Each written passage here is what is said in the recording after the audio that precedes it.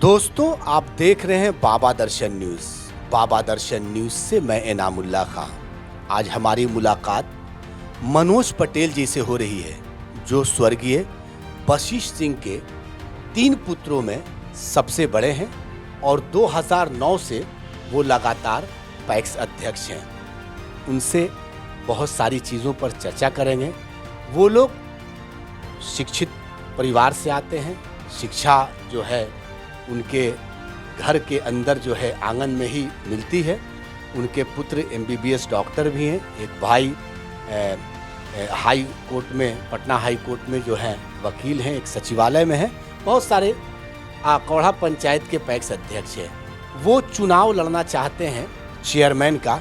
उन्हीं से जानना चाहते हैं कि आखिर आप चुनाव जो लड़ रहे हैं उसमें लड़ने का उद्देश्य क्या है। आपको बहुत बहुत धन्यवाद और हमारे तरफ से बाबा दर्शन न्यूज को भी बहुत बहुत धन्यवाद। देखिए, हम लोग 2009 से ही पैक्स अध्यक्ष के पद पर हैं और कुछ दिन पहले यानी 5-6 साल पहले हमको सब लोगों ने मिलकर जिला अध्यक्ष भी बना दिए।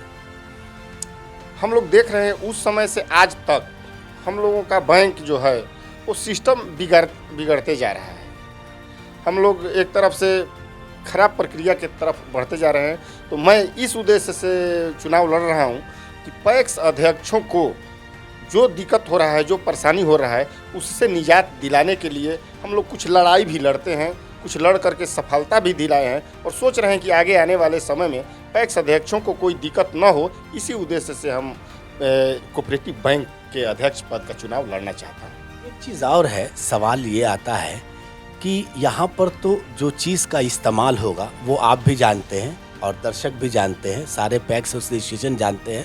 सहकारिता के अंदर एक पूंजीवादी नीति भी आती है, तो उसमें आप कैसे खड़े हो सकते हैं? हाँ है, यहाँ पे लड़ाई एक राजा और एक फकीर के बीच में है। मैं एक फकीर के रूप में हूँ और राजा के रूप में भी कुछ लोग आएंगे, लेकिन पैक्स अध्यक्षों का एक विचार बन चुका है कि हम लोग लूटने वाले को वोट नहीं देंगे, लूटने से बचाने वाले को वोट देंगे। वही हमारा बल है। संघर्ष के बल पर हमने पूर्व में अध्यक्षों का बैंक ने कुछ ज़्यादा सूद ले लिया था, लड़ करके उसको भी हमने कम कराया। 1% परियार साल लौटवाए थे, 2% अगले साल सूद जो बैंक काट लिया था उसको हम लौटवाए थे। शेयर भी 5% काटा गया था, उसको भी हम लौटवाए थे। इस वर्ष भी जो 1.5% कटा था शेयर, उसको भी लौटवाने का हम प्रयास किए। वादा करने के बाद हम लोग के पूर्व के बैंक का प्रबंध समिति नहीं लौटाया, तो इसलिए इससे हमारे पैक्स अध्यक्ष को हानि पहुंचा है। तो मैं इन सभी समस्याओं से चाहता हूं कि हमारा बैंक निजात पाले। इसी उद्देश्य से मैं पैक्स अध्यक्ष रहते हुए बैंक के निदेशक मंडल का अध्यक्ष बनना चाहता हूं, ताकि सबों की सेवा करता रहूं।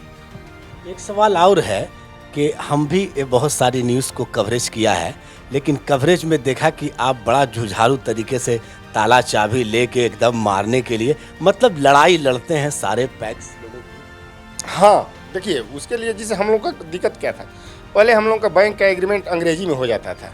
हमारे पैक्स अध्यक्ष पढ़ और समझ नहीं पाते थे, लेकिन पंकज दीक्षित सर थे, तो उनसे हम लोगों ने आग्रह किया, तो उन्होंने रोहतास के DM थे, तो उन्होंने हम लोगों का एग्रीमेंट हिंदी में करवाया ताकि सभी पैक्स अध्यक्ष पढ़ सके। और हम लोगों के आग्रह पर उन्होंने सूद के लिए भी बना एक लिमिट, जिसके तहत कोऑपरेटिव बैंक 9% सूद पर हम लोगों को लोन दिया धान खरीदी के लिए। लेकिन दिक्कत हो गया कि बाद में कोऑपरेटिव बैंक के द्वारा 11% सूद वसूल कर लिया गया। यहाँ तक कि चक्रवृद्धि ब्याज करके वो 12-13% सूद हो गया था। उसके लिए हम लोग उस समय, जिसमें आप कह रहे हैं कि ताला वाला ले करके धरना प्रदर्शन दे रहे थे, तो उसी के लिए हम लोग दे रहे थे और हम लोगों को लौटाया गया। आज भी हम लोगों के जिलाधिकारी महोदय जो हैं, वास्तव में इतना अच्छे जिलाधिकारी महोदय नहीं हैं। इनमें जुनून सवार है। रात दिन संघर्ष करके, रात में रोड पर घूम घूम के देखते हैं। इनका ही देन है कि हम लोगों का जिला आज लक्ष्य को प्राप्त कर ले रहा है। इसके लिए हम लोग जिलाधिकारी महोदय को बहुत बहुत धन्यवाद देंगे कि जिलाधिकारी महोदय ऐसे हैं कि इनके समय में कम से कम किसी किसान का भी शिकायत नहीं होता है कि हमारा धान नहीं खरीदा। धर्मेंद्र कुमार जी हैं जिलाधिकारी महोदय। हम लोग गौरवान्वित होते हैं कि नालंदा के लाल आकर के रोहतास जिला में जो सुधार किए हैं। आप यहाँ पोस्ट ऑफिस चौराहा पर भी जो जाम लगता था, 2 घंटा का जो जाम लगता था, उसको भी इन्होंने ऐसा व्यवस्था किया अपने दिमाग से, न जाने इंजीनियर का दिमाग कहाँ से है इन सर में, तो उसको भी व्यवस्था की कि आज खूब जाम लगेगा तो 2 मिनट का बस। तो इसके लिए हम लोग जिलाधिकारी महोदय को भी धन्यवाद देते हैं। और लड़ाई जो है बड़ा धारदार होगी, इसलिए कि समय बहुत कम इसमें रहता है। हाँ, 28 तारीख को हमारा नामांकन है और 12/4 को चुनाव है, तो कम समय है और 2 जिला का दौरा करना पड़ता है। तो हो सकता है कि सभी अध्यक्षों के पास हम लोग नहीं पहुंच पाएँ, लेकिन अपना संदेश हम लोग दे रहे हैं ताकि जिनके पास नहीं पहुंच पाए उनसे फ़ोन से भी बात हो जाए।